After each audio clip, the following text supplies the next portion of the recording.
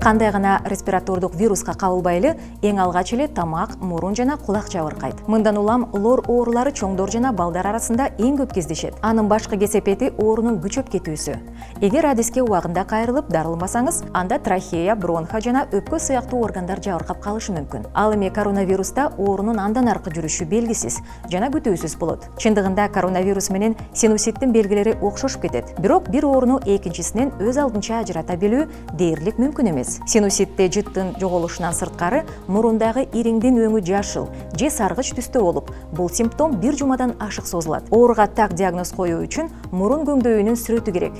Бирок синусит тастыкталган күндө дагы коронавирус инфекциясынын болушун жокко чыгарбайт. Эгер сасык тумоонун белгилери байкалса, анын ичинде мурундан суу жана ириң чыкса, жыт сезүү жөндөмү жоголсо, биринчи кезекте коркунучтуу жана өтө жугуштуу ооруну жокко чыгаруу үчүн коронавирустук тесттен өтүү керек. Эпидемиологиялык мезгилде инфекциялардын жайылышына жол бербөө үчүн отоларингологторго баруудан алыс болуңуз. Дарыгердин кеңешин телефон аркылуу үй бүлөлүк медицина борборуна чалып же COVID-19 дарыгерлердин консультациясы деген телеграм каналы аркылуу алсаңыз болот.